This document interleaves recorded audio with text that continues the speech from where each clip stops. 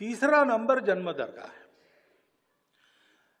अब उसके बारे में आपको प्रचारक को नहीं पूछना चाहिए वास्तव में, परंतु पूछा है आपने तो दुनिया में सब शास्त्र कहते हैं, विज्ञान, कि जन्म दर 3 से कम जिनका होता है वो धीरे धीरे लुप्त हो जाते हैं।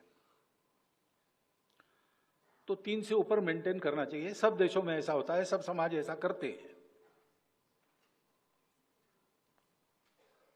दूसरा, डॉक्टर लोग मुझे बताते हैं कि 3 संतान होने से बहुत देर नहीं करना विवाह में, और 3 संतान होना, इससे माता पिता का, संतानों का, तीनों का स्वास्थ्य अच्छा रहता है।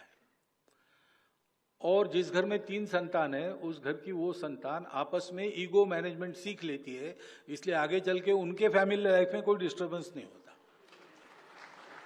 ये डॉक्टरों ने बताया है, मैं तो जानवरों का डॉक्टर हूं, उधर ये विषय ही नहीं है, तो मनुष्यों के डॉक्टर मुझे ये बताते हैं।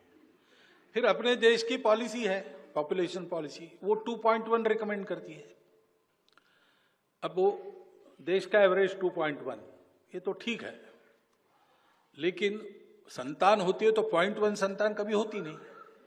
गणित में 2.1 का 2 होता है, लेकिन मनुष्य के जन्म में 2 के बाद 0.1 होता नहीं ना, 3 ही होता है, इसलिए 2.1 मीन्स 3। तो भारतवर्ष के प्रत्येक नागरिक ने यह देखना चाहिए कि अपने घर में 3 होने चाहिए।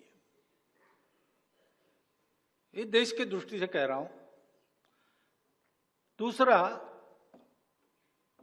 एक कंसर्न भी है, जनसंख्या एक एसेट है, बोझ भी हो सकता है, कल खिलाना पड़ेगा ना सबको,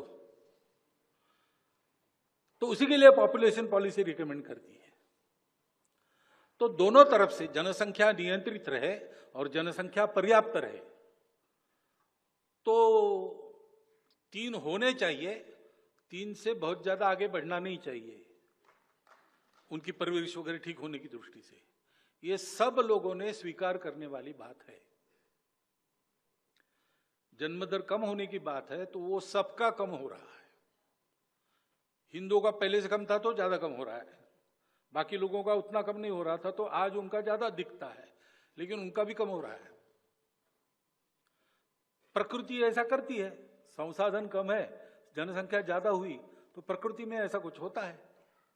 तो इसका संदेश लेके सब लोगों ने 3 से कम नहीं करना और 3 से आगे करना, इसके लिए नई पीढ़ी को तैयार करना चाहिए।